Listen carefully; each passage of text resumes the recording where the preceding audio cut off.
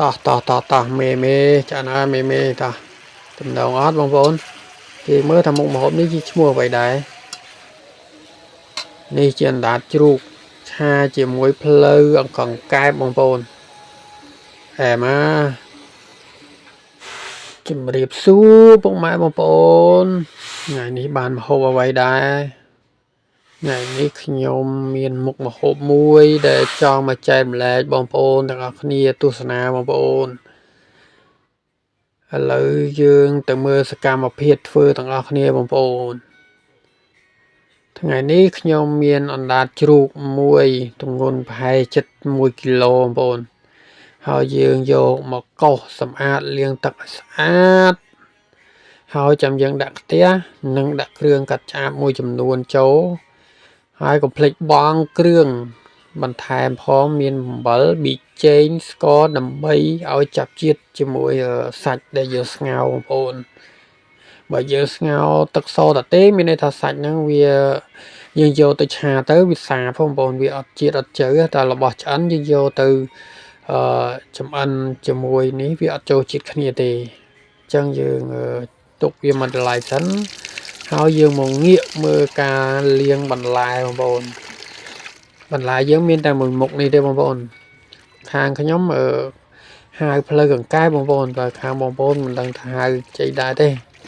នេះគេហៅបានច្រើនឈ្មោះប៉ុន្តែខ្ញុំអត់ស្គាល់ទេខាងខ្ញុំហៅផ្លូវកង្កែខ្ញុំហៅផ្លូវកង្កែដែរណាបងប្អូនយើងលាងសម្អាតឲ្យស្អាតចឹងហើយចាំយើងរៀបឲ្យវាស្អាតយកវាមកកាត់មុននេះយើងនឹងកាត់យើងរើសមើលអាគល់បងគល់វាមើលដំណើរចាស់ហ្នឹងយើងកាត់ចោលបងប្អូនកាត់ចោលតែកុំស្ដាយយើងយកទៅធ្វើខ្ចីមកឲ្យលេខជា2ឬបានហើយកុំកាត់ខ្លីពេកឆាទៅម៉ត់ហូបទៅវាចាប់ទៅវាអត់តំណងណាបងប្អូនម្ហូបយើងធ្វើបើយើងមើលទៅសោភ័ណភាពស្អាតក៏យើងធ្វើឲ្យយើងចង់ហូបដែរបងប្អូនហើយគ្រឿងដែលយើងត្រូវឆាជាមួយមានខ្ទឹមក្រហមមួយផ្លែនិងខ្ទឹមសបងប្អូនខ្ទឹមស10000ធំបងប្អូនយើងបក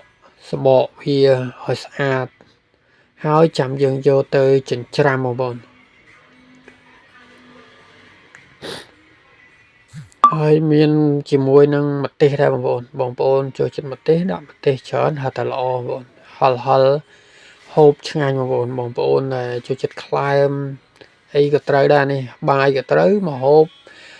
ហូបមួយបាយក៏ត្រូវជាមួយគ្រឿងខ្លែមក៏ត្រូវដែរបងប្អូនខ្ទឹមយើងបកស្អាតវាស្អាតហើយចាំយើងយកទៅចិញ្ច្រាំបងប្អូនជាប្រភេទម្ហូបនេះបើសិនណាបងប្អូនខ្លះគាត់មាន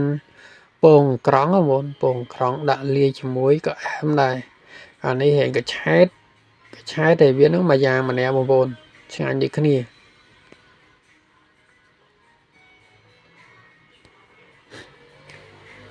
ម្ទេសយើងកាត់ក្បាលវាចេញឲ្យស្អាតចឹងហើយចាំយើងហាន់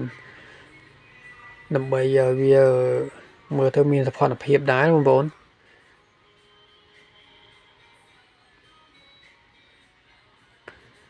តោះបងប្អូនយើងទៅហាន់ខ្ទឹមក្រហមបងប្អូនខ្ទឹមក្រហមយើងកុំហាន់ទូចពីបងប្អូនដែលសារអីអាហ្នឹងយើងហាន់ធ្វើតិចទៅវាមើលទៅវាលាយពណ៌ជាមួយនឹងការយើងឆាទៅវាស្អាតផងហើយម្ទេសកាត់ជា2បានបងប្អូនជា2ទៅវាបើបងប្អូនណាខ្លះក៏អត់ចេះហិលម្ទេសហ្នឹងក៏វាអត់ហិលដែរវាយើងកាត់ចឹងបើយើងហាន់ទូចវាហិលខ្ទឹមសខ្ញុំកាត់ជា2ដូចគ្នាបងប្អូន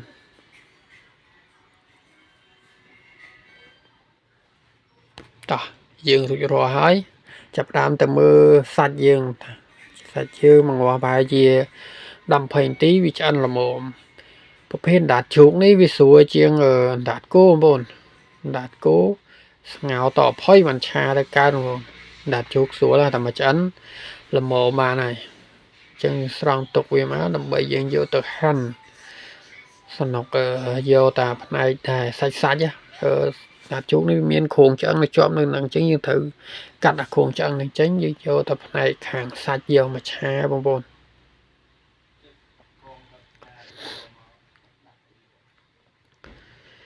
ដែលយើងហាន់ជារបៀបចំណិតសក់យើងធ្វើតិចទៅសនុកយើងចាប់ហូបញ៉ាំហ៎បងប្អូន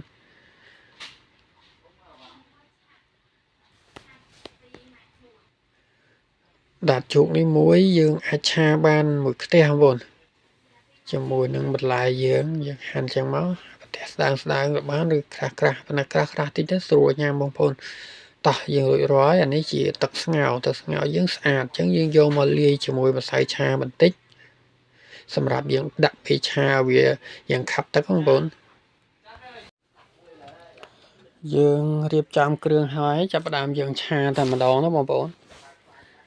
យើងដាក់ខ្ទះក្តៅចាំយើងដាក់ប្រេងឆាបងប្អូនដល់ពេលយើងចម្អិនហើយអស់ចេះឆាលឿនណាបងប្អូនដាក់គ្រឿងវាយយកមកគ្រឿងដែលយើងដាក់ដំបូងគឺគ្រឿងដែលយើងហាន់មុនដំបូងគេហ្នឹងដូចមានខ្ទឹមសខ្ទឹមក្រហមម្ទេសហ្នឹងលេងវារៀងឈ្ងុយហើយចាំដាក់សាច់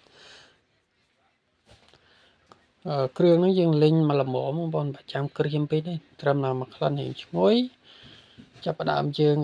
វាយគ្រឿងបានដែរបងប្អូន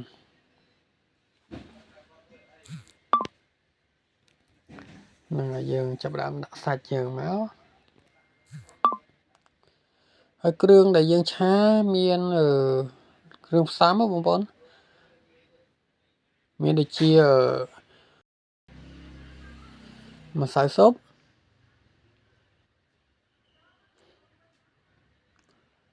នឹងមានលួចអំពិលទុំបន្តិចដែរបងប្អូនបន្តិចអំពិលទុំយើងដាក់តែ2-3គ្រាប់ហ្នឹងបើមានជាតិជូរអែមឆ្ងាញ់ប្រេងខ្យងនិងទឹកត្រីបងប្អូនហើយខ្ញុំឆាហ្នឹងមានដាក់ទឹកស៊ីអ៊ីវបន្តិចដែរយើងលួចមុខបន្តិចដើម្បីឲ្យវាចាប់ជាតិវាឆ្ងាញ់ហើយគ្រឿងយើងដាក់ហ្នឹងកុំលោពេកបងប្រភេទឆាយើងប្រើគ្រឿងតិចបានទេបងមានប៊ីចេងស្ករហើយចាំតាមក្រោយចឹងមកហើយចាំយើងភ្លក់ថាល្មមមករសជាតិប្រែផ្អែមមកមកហើយចាំយើងដាក់បន្លែប៉ុន្តែរៀងដិតតិចទៅដើម្បីយើងដាក់បន្លែទៅល្មមបើយើងឆាសាបយើងដាក់បន្លែទៅគឺសាបឆឹងគឺអត់មានជាតិមានជើទេបងប្អូនអញ្ចឹងយើងរៀងដាក់រៀងដិតមកមានប្រែផ្អែមអញ្ចឹងមកយើងភ្លក់មកល្មមហើយចាប់ផ្ដើមយើងបង់បន្លែយើងចូលបងបន្លែការពិតខ្ញុំឆានេះរៀងជ្រុលហ្មងការពិតតែមកត្រឡប់ពីត្រឡប់បានហើយប្រភេទភ្លើងកើតនេះគឺវាឆាប់ឆ្អិននេះអានេះទឹកស៊ុបដែលយើងស្ងោរយើងដាក់ម្សៅឆាហ្នឹងចូលដើម្បីឲ្យវាខាប់ទឹកចាប់គ្រឿងជាមួយបន្លែខ្លះចឹងបងប្អូនយើងចាប់ផ្ដើមរួចរាល់ហើយចាប់ផ្ដើមយើងដួសដាក់ចានហើយបងប្អូនប៉ុណ្ណឹងតំណងហើយបងប្អូនតែមក